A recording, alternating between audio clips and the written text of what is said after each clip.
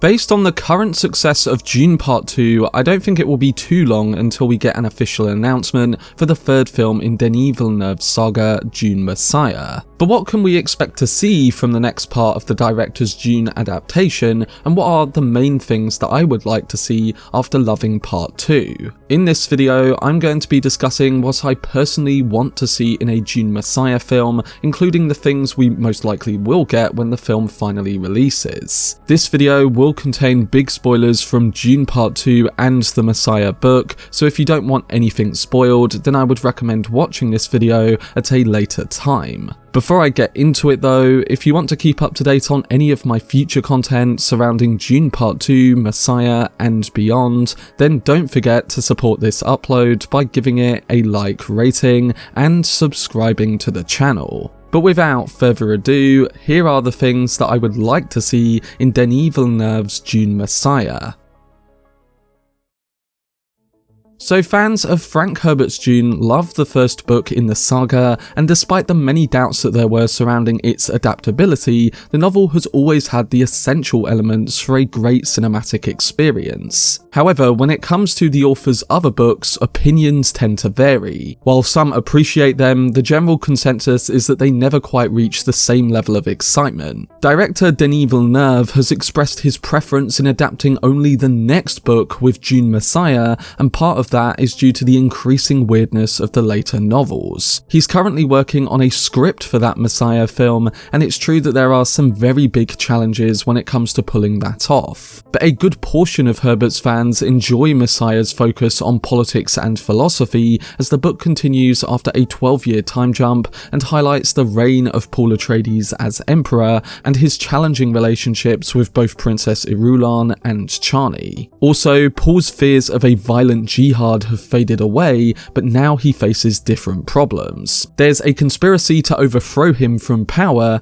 and then there's the complications surrounding the desire for an heir. The focus of the book is mainly on palace politics rather than being aligned to that of a grand movie spectacle, and it definitely calls for some reworking both in tone, structure and character work. And with Paul's mother, Lady Jessica, also absent from the book, it's hard to imagine the director not changing some of the elements involved. While Dune was an epic tale of revenge, Messiah delves into Paul's struggle to maintain order within his house and grapple with his own legacy. So far, Villeneuve has stayed true to the source material's themes, prioritizing essential characters and story elements while trimming things to aid that. But on the other hand, the more faithful you are to Messiah, the less captivating it may appear on screen. So to make it a great final film in this potential trilogy, Villeneuve and his team need to demonstrate a higher level of creativity than ever before, and based on most of the decisions they make, give us a satisfying conclusion for this cinematic adaptation. For the events that take place in the second book, some fans are saying we need a Return of the King level finale, while others are saying that it needs to be similar to something like The Godfather Part 3 in tone. And while I don't disagree that these are both great points of reference, I think for Villeneuve's conclusion to satisfy after what we got in Part 1 and 2, that it would probably need to be a great display of both rather than just one or the other. Part 2 concludes with a suggestion of a somewhat new beginning for a Messiah film, as Chani appears betrayed and leaves Paul's army, paving the way for a more challenging dynamic between the two lovers come that next film. So with this in mind, I think it could be a big indication of where that Messiah film opens. I believe that instead of already having occurred, that they will aim to integrate the Holy War itself during Messiah's first act. Denis has been filling in the gaps and bringing to light the aspects of Dune that Herbert overlooked, or things that happened in the background of those books. And with this in mind, at the beginning of Dune Messiah, I think we'll see the Fedaykin killing those from the other noble houses in the name of Muad'Dib. The act of crucifying disbelievers and setting them on fire, as we saw in one of Paul's Paul's visions will be a gruesome opening that sets up the ramifications and political plot points to come. I think Princess Irulan will narrate a part of this chaos in the opening scene, describing the devastation unleashed by Paul after he became the Emperor of the known universe. I think we'll come to learn of the billions dead in Paul's name and the arising issues he is about to face beyond the war. Even though Messiah may lack intense action sequences, there are numerous significant elements to highlight, whether it be the fury of the war itself, the magnificence of Arrakis, the Citadel, or the extended depiction of life in the city, which we weren't really introduced to. I think that by showcasing the last year or so of the Holy War, rather than just going straight into the aftermath, will allow the audience to see just how devastating it was for every character, and how those that we followed previously get to where they are in the Messiah story. Hell, Denis might even use the whole of the first act to set this up, and he might reintroduce characters that we didn't expect to be in this film, like with Lady Jessica. She's barely in the Messiah book, and you'd predict that Denis would somehow integrate characters as important as her in a new way. We could get an idea of how Jessica is during the last years of that war, and how she will essentially play a bigger role than she does in that book. So despite the greater political focus later on in Messiah, there are still ways to include scale and action, and doing so using the Holy War could be an interesting way to see those events play out. I think Villeneuve will find a way to balance Messiah, and I could also see him incorporating elements of Herbert's Children of Dune into the film as well. And if he intends to conclude his series with that third film, it would be a no-brainer to at least show to some capacity what Paul's path means for those ahead of him. Utilizing the Holy War as a narrative device can ultimately showcase Paul's uncertainty regarding the Golden Path, and again, it can help to fuel the events of the Messiah book, embracing the more intimate and political, and setting us up for an intense conclusion between characters. With all of this mostly taking place in a single location, the potential for pure drama, performance, and character work could trump what we've seen of that previously. I really like this prospect because it means that a third film could be very different to the conclusive movies we've seen in other big franchises of the past. It's not full-out war with the hero prevailing, it's essentially a complete reversal of that. And that doesn't mean that Denis has to remove the scale or moments of action throughout. I just think he needs to rework it so that he can make a film that has both, and make one that feels incredibly balanced. Dune Part 2 hinted at Paul's future, suggesting that he would follow his mother into a holy war among starving followers. And Denis' decision to avoid a 2-year time jump in Part 2 suggests that Messiah might do something similar by giving us a more thorough exploration of the holy war itself. So I think he's going to do that at the beginning, and then use it to lead us into those later ramifications of the book. But I bet you're asking, what is an example of how Messiah could actually start with that holy war, and then also, how do the alterations to Chani's character at the end of Part 2 link into this new take? Well, with her opposition to the Holy War being a major plot point,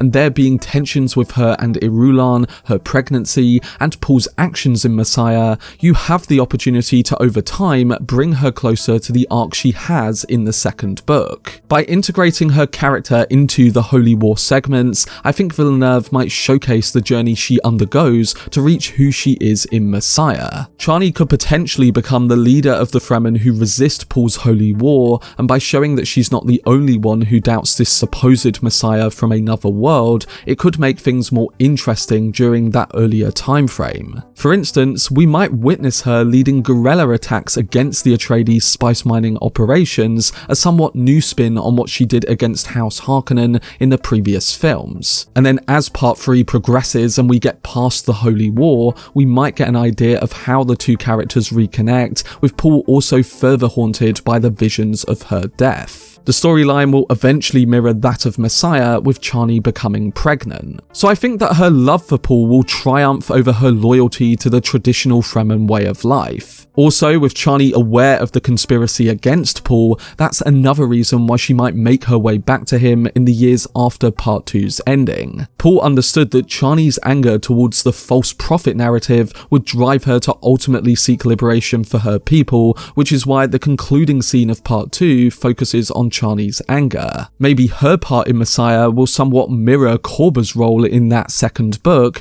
a Fremen character who betrayed Muad'Dib due to their disagreement with what happened. There are several elements in Messiah that differ from the original Dune book, particularly in relation to the Fremen, as the book portrays a sense of dissatisfaction among some Fremen living in villages on Arrakis, and they are wary after the war and uninterested in that path. So Part 2 began to establish this idea, highlighting the contrast between the southern Fremen who believe in the prophecy and the northern Fremen who are less involved with that religious perspective. So imagine if Part 2 began with Chani situated in one of these Fremen villages, and the Fremen there display how tired they are of the war and how uncertain they've become about the changing landscape of Arrakis. Then we might see a significant event that occurs in the village, prompting Chani to seek help from Paul. And this could link into that vision Paul had previously, where he followed his mother into the Holy War with starving followers all around her. Alternatively, they could even introduce Messiah's villain Skytail as a catalyst for this development and really stress on the conspiracy and manipulation of Paul. That could work as a way into Paul and Chani's reconnection, and it could show us the desperation of their situation. So there is a way that Denis could, yes, start the film with the Holy War, but then, like the first two films, find a way into that earlier time frame using more intimate and complex plot points. And these plot points connect to the main events of the Messiah storyline. I do think that whatever route the director takes, that Paul and Chani's reconnection will be somewhat driven by Chani having her and Paul's two children. I think there is a way to get to this, and the director can use the events and character turns of Chani's development in Part 2 to slowly move us towards her general arc in Messiah. The ideas of Messiah can make for a great adaptation, and while I think it will have more of a unique identity as compared to Part 2, I think the tone will be somewhat reminiscent of Part 1, with a focus on the political aftermath and the consequences of certain events. While I believe it will still feature moments of grandeur and brutal action, especially with a depiction of the Holy War at the start, I think we will then delve into the political implications of that Messiah book. Messiah also introduces characters we've seen teased, has a character return in quite the unexpected way, and mostly removes a character that has been heavily involved in Part 1 and 2. We get a grown-up version of Paul's sister Alia Atreides, the return of Duncan Idaho, who now goes by the name Hate, and there's no sign of Lady Jessica. Now, there's going to be a few changes in this adaptation, and one of them that I could see happening is through Paul's mother. She doesn't appear in Messiah at all, and as depicted in the book, Alia takes her place. In Messiah, Jessica has returned to Caladan, the ancestral home of the Atreides, and although she cannot directly influence Paul, she does serve as a distant advisor. Therefore, I think it's possible that Jessica's involvement could be altered, and that Denis may have her involved more in the events, because she has been our main way into the plotline of the Bene Gesserit. The other question, which surrounds the return of Duncan Idaho, is one that I have no idea surrounding how they'll adapt it. In the book, the Tleilaxu present Hate, a Gola of Duncan Idaho, as a gift to Paul, and Paul senses that he shouldn't trust him without relying on his prescient abilities. Hate's presence immediately damages Paul's reputation among the Fremen, who hold a negative view of Golas, considering them as mere imitations of the original. Furthermore, Hate seduces Alia, resulting in a lot of sexual tension between those two characters. So it will be interesting to see how they'll adapt Duncan's return, and to be honest, I think it's something that Denis will have to bring to life on the big screen. The other character who we already know is going to be in the film is Alia Atreides, who is being played by Anya Taylor-Joy. Paul's sister has become a religious figure in her own right on Arrakis, with many of the Fremen worshipping her as Saint Alia of the Knife. Her priorities include unravelling the growing conspiracy against her brother and finding a suitable partner. Denis has already introduced her character in a slightly different way in Part 2, but with her being out of the womb in the next film, I'm sure we'll get the complete take on her character. So I do expect him to have characters like these in there because they are important to this story. But the questions involve how he will make changes to approach them and whether they will be big structural ones or just visual ones. As the story of Dune Messiah progresses, it becomes clear that it is a tragic tale which Denis himself has said that he wants to tap into by the end of his trilogy. He said this in recent interviews, and it's all about delivering on the message and themes that Herbert aims to capture with his original book. In Messiah, a secret alliance involving the Bene Gesserit, the Spacing Guild, and the Tleilaxu plot against Paul. And despite these threats, Paul is aware of the dangers and even knows about Princess Irulan's attempts to harm Chani. He allows it to happen, knowing that Chani's fate is inevitable according to his visions. So tragedy looms over him and he can only delay the inevitable outcome. Paul is actually blinded by an atomic blast in the book, but his prescience allows him to navigate the world using his visions. And unfortunately, Chani does die during childbirth as predicted. Paul may have witnessed Chani's death, but he didn't anticipate that she was carrying twins. And similar to Alia, the twins are born with full awareness and access to their ancestral memories. As Paul's path deviates from his visions, he becomes truly blind, and Skytail, the Tleilaxu representative involved in the plot against him, threatens his children and demands that Paul abdicate his throne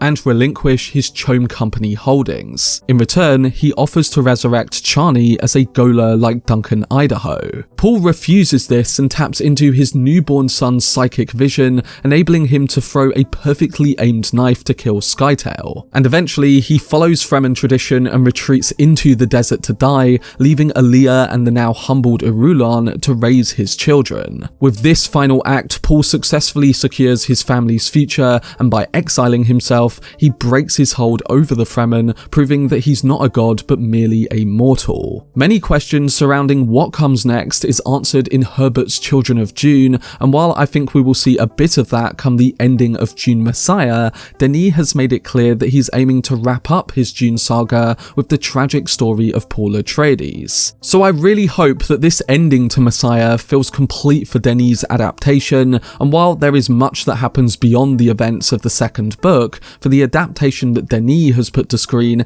this is likely going to be his final film. And again, that doesn't mean he can't include a bit of Children of Dune in there too, or in the years to come that another filmmaker can't come along and do films or shows based on those later books. But when it comes to Denis' take on this story, Messiah seems like it will be the last one. It will be the true end for Paul Atreides' story, and I expect that the filmmaker is really going to try and find a bittersweet balance between the tragedy of Paul and the hope of the future.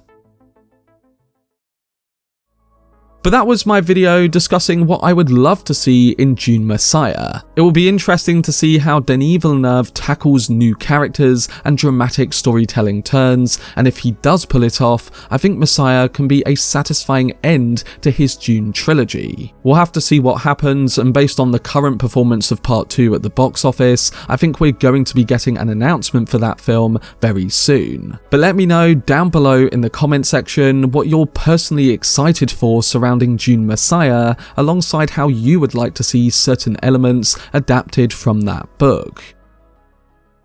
For much more videos and news on Denis Villeneuve's Dune universe, then subscribe to the channel and turn on your notifications. Also, if you enjoyed this video, remember to leave a like rating and follow me on social media via the links in the description. But anyway, I hope you guys enjoyed it. I've been Cortex, and as always, make some noise.